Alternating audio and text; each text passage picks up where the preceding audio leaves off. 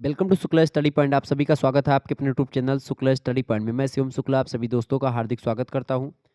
Geography के नवीनतम syllabus के बारे में चर्चा करेंगे। बीए सेकंड सेमेस्टर में जो छात्र छात्राएं पहुंच चुके हैं, आप प्रथम सेमेस्टर की परीक्षा दे चुके हैं तो आप पास हो गए हैं, आप मान करके चलो, ठीक है। अब आप पढ़ाई शुरू कर दो किसकी? सेकंड सेमेस्टर की। सेकंड सेमेस्टर में आपको क्या पढ़ना है जियोग्राफी में, मैं आपको बताऊंगा। आप बीए में हो, बीएससी में हो, अगर जियोग्राफी पढ़ रहे हैं, सेकंड सेमेस्टर में है, तो आपको ह्यूमन जियोग्राफी पढ़ना पड़ता है, यानी कि मानव भूगोल पढ़ना पड़ता है। मानव भूगोल में कौन कौन से टॉपिक आपको पढ़ने होते हैं या कौन कौन से टॉपिक आपके सिलेबस में संकलित किए गए हैं, उसके बारे में हम अध्ययन करने का प्रयास करेंगे। यानी आज की वीडियो के माध्यम से मैं आपको उन टॉपिक के बारे में बताऊंगा जो कि आपकी परीक्षा में पूछे आते हैं, और उन टॉपिक को भी चिन्हित करवा दूंगा जो टॉपिक से परीक्षा में पिछले वर्ष प्रश्न पूछे गए थे। ठीक है, आप किसी भी विश्वविद्यालय से हैं, आपके लिए यही सेम सिलेबस है। आप किसी भी विश्वविद्यालय से हैं तो आप में यही सिलेबस यानी कि मानव भूगोल ही पढ़ना पड़ता है सेकंड सेमेस्टर में जियोग्राफी में। तो आइए चर्चा करते हैं। तो विश्वास करके आप आसानी से पढ़ें, क्योंकि फर्स्ट सेमेस्टर में आप लोगों ने बहुत ही आसानी से पढ़ा और आपके अच्छे अच्छे अंक आएंगे आने वाले समय में जब रिजल्ट आएगा तब। ठीक है, तो आइए जानने का प्रयास करते हैं क्या क्या पढ़ना है हमको। हिंदी और अंग्रेजी दोनों भाषाओं में आपको सिलेबस यहाँ पर देखने को मिलेगा। देखिए, पहला आपका जो पेपर है, मतलब कि पहला जो चैप्टर है, उसमें क्या पढ़ना है? पहले चैप्टर में आपको मानव भूगोल के बारे में जानना है। मानव भूगोल का अर्थ आप समझेंगे। मानव भूगोल की परिभाषा, प्रकृति और क्षेत्र, ये आपको चैप्टर नंबर 1 में क्या पढ़ना है? आपको मानव भूगोल का अर्थ, मानव भूगोल की परिभाषा, मानव भूगोल की प्रकृति और विषय क्षेत्र के बारे में आपको जानना है। वैसे मैं अगर बताऊँ, अगर आपको इन सभी मतलब कि चैप्टर से रिलेटेड मॉडल पेपर वीडियोज़, महासंग्राम वीडियो चाहिए, तो आप प्लेलिस्ट में वीडियोज़ पड़ी हुई हैं बहुत पहले से, आप उनको देख लीजिएगा 2023 में जो मैंने पढ़ा रखा है। ठीक है, human geography, meaning, definition, nature and scope, ये मानव भूगोल के बारे में पढ़ना है। यानी कि मानव भूगोल का हमको मीनिंग समझना है, मानव भूगोल की डेफिनिशन जानना है, मानव भूगोल का नेचर यानी प्रकृति समझना है, और स्कोप यानी विषय क्षेत्र समझना है ह्यूमन ज्योग्राफी के बारे में। ठीक है, तो ये पहले चैप्टर में हम लोगों को ये पढ़ना है। इसके बाद में दूसरा चैप्टर आएगा आपका। दूसरे चैप्टर में हम लोग क्या पढ़ेंगे? मानव भूगोल का विकास पढ़ेंगे, यानी कि डेवलपमेंट ऑफ ह्यूमन ज्योग्राफी।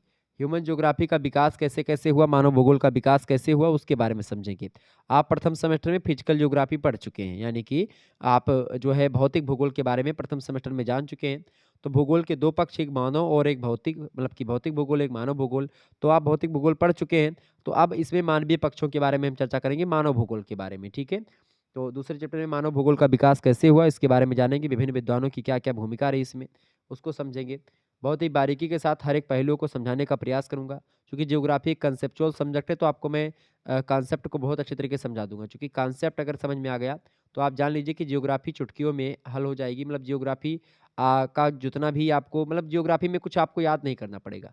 ठीक है, देखें, तीसरा चैप्टर आपका आएगा मानव और वातावरण का संबंध, यानी कि मैन एंड इन्वायरमेंट रिलेशनशिप। ये बहुत ही महत्वपूर्ण होता है। इसमें यहाँ से लगभग 4 से 5 प्रश्न आपकी परीक्षा में पूछे आते हैं।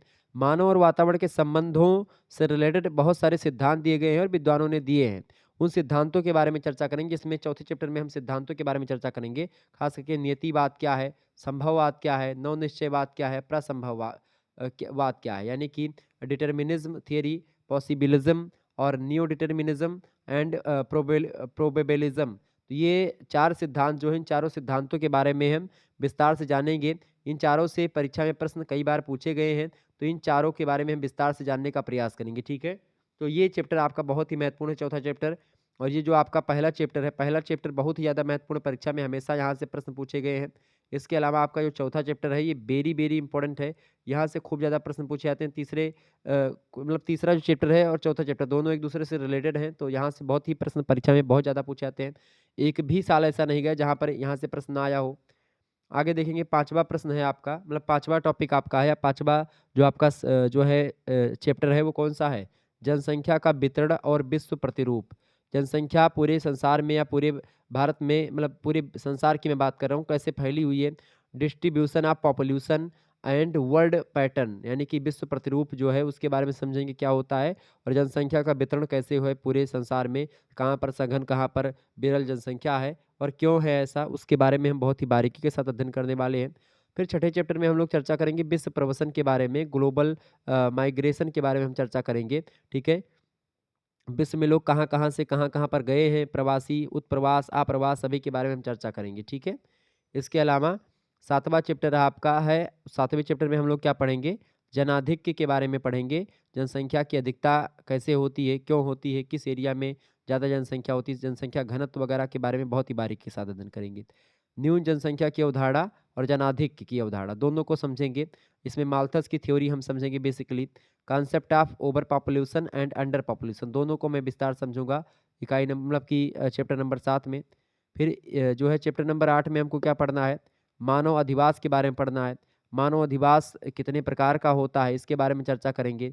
मानव अधिवास की विशेषताओं के बारे में चर्चा करेंगे। मानव अधिवास की उत्पत्ति कैसे हुई है इसके बारे में चर्चा करेंगे।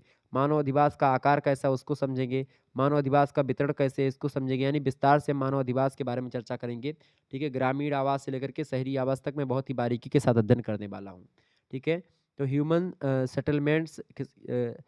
सेटलमेंट्स के टाइप, इसके अलावा characteristics, origin, size and distribution सब कुछ मैं चर्चा करूंगा ह्यूमन सेटलमेंट के, मानव अधिवास के। इसके बाद में 9वां जो चैप्टर आपका है उसमें क्या पढ़ेंगे हम, 9वें चैप्टर में हम भवनों के प्रकार और उनका वितरण देखेंगे, यानी कि types of houses and their distribution, यानी कि जो भवन है, जो मकान है, वो कितने प्रकार के बनाए जाते हैं, उनका वितरण कहाँ कहाँ पर कैसे कैसे मकान बनाए जाते हैं, उनको मैं समझूंगा विस्तार से। इसके बाद में 10वें चैप्टर में हम लोग चर्चा करेंगे प्राचीन अर्थव्यवस्था के बारे में, प्रिमिटिव इकोनॉमी के बारे में हम जानने का प्रयास करेंगे। ठीक है, तो प्राचीन अर्थव्यवस्था कैसी रही है उसके बारे में, मतलब प्राचीन समय में लोग किस तरीके से अपनी जो है इकोनॉमी को मैनेज करते थे उसके बारे में हम बारीकी के साथ अध्ययन करेंगे। शिकार खेलते थे, फिर कृषि का विकास हुआ धीरे धीरे करके, कैसे कैसे विकास हुआ, उन तमाम प्रकार की चीज़ों के बारे में हम चर्चा करेंगे। ठीक है, इसके बाद में 11वें चैप्टर में प्राचीन और आधुनिक कृषि के बारे में हम चर्चा करेंगे। प्राचीन यानी कि प्राचीन समय में कैसी कृषि होती थी, प्रिमिटिव एंड मॉडर्न एग्रीकल्चर।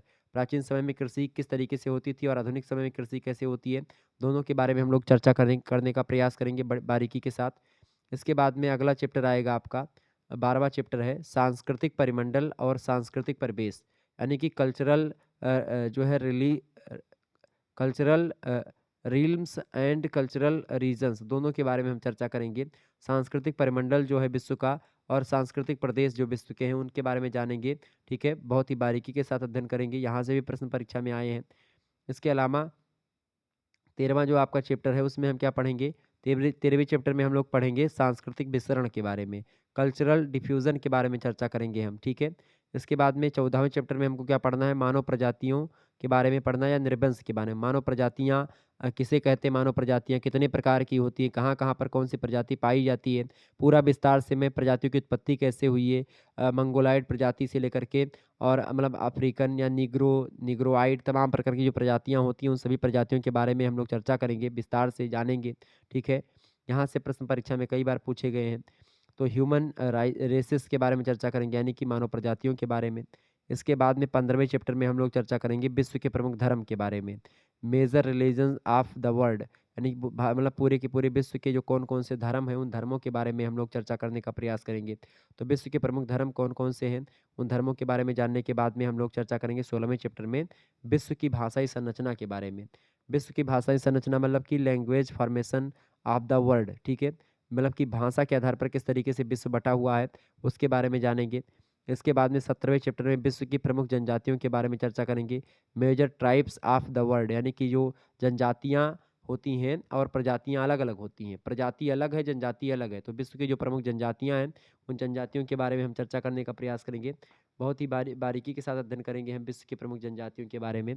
विश्व की प्रमुख जनजातियों में जैसे मसाई जनजाति हो गई, ठीक है, ऐसे ही कई जनजाति हैं, मसाई जनजाति हो गई, पिग्मी हो गई, सेमांग जनजाति हो गई। ठीक है, ये सब जनजातियां हैं, बड़ी फेमस जनजातियां हैं, ध्यान रखिएगा। तो इनके बारे में हम चर्चा, बुशमैन जनजाति हो गई, खिरगीज हो गई। ठीक है, इनके बारे में हम लोग चर्चा करने का प्रयास करेंगे। यहाँ से खूब प्रश्न आते हैं परीक्षा में दबा करके, तो मैं पूरा विस्तार से आपको समझाऊंगा। एस्किमो जनजाति हो गई, ठीक है, इनके बारे में चर्चा करेंगे।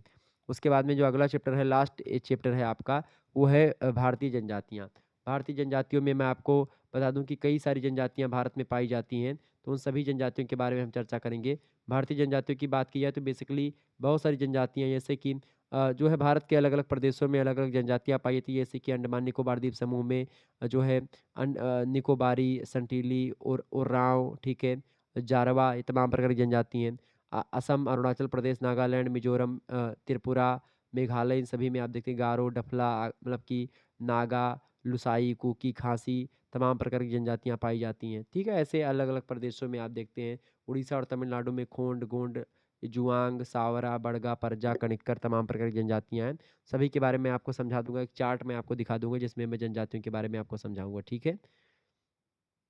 तो ये आपका जो है इंडियन ट्राइब्स के बारे में हो गया आपका, तो चैप्टर आपका यहाँ पर समाप्त हो गया।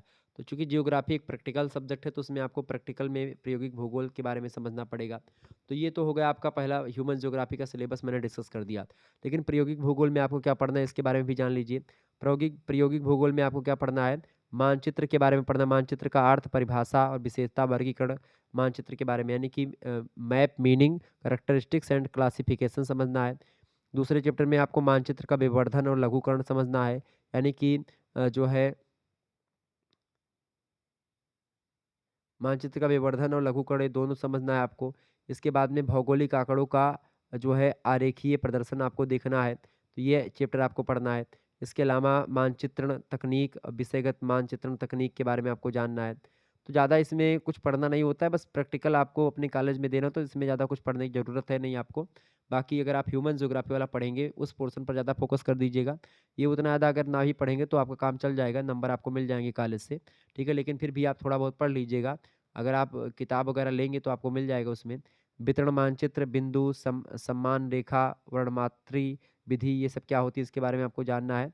इसके बाद में जो है प्रिज़्मीय कंपास सर्वेक्षण के बारे में आपको समझना है। यहाँ से एक आध टॉपिक पर आपको लिखने के लिए असाइनमेंट वगैरह मिल जाएगा, प्रैक्टिकल आपको करने होते हैं यहाँ से। तो ये आपको इतने चैप्टर आपको यहाँ पर पढ़ने होते हैं। तो ये निश्चित तौर पर आपके समझ में आ गया होगा, ठीक है? और समाजशास्त्र का सिलेबस आप अगर नहीं देखें तो देख लीजिएगा, society in India, structure, organisation and change पढ़ना है उसमें आपको। शिक्षा शास्त्र में development and challenges of Indian education system पढ़ना है। इसके अंदर प्राचीन इतिहास में आपको पॉलिटिकल हिस्ट्री ऑफ इंडिया पढ़ना है। 600 ईसा पूर्व से लेकर के 647 ईस्वी तक के इतिहास के बारे में आपको पढ़ना है। तो ये सब सिलेबस मैंने डिस्कस कर दिया, तो आप देख लीजिएगा, ठीक है? बाकी फिर मिलते हैं नेक्स्ट वीडियो में, तब तक के लिए जय हिंद, जय भारत। आप सभी का बहुत-बहुत धन्यवाद हमारे से जुड़ने के लिए। इसी प्रकार से अपना प्यार हमेशा बनाए रखेंगे। वीडियो को लाइक और चैनल को सब्सक्राइब ज़रूर कर दीजिएगा, क्योंकि इसी प्रकार से वीडियोज़ मैं लगातार देता रहता हूँ। धन्यवाद।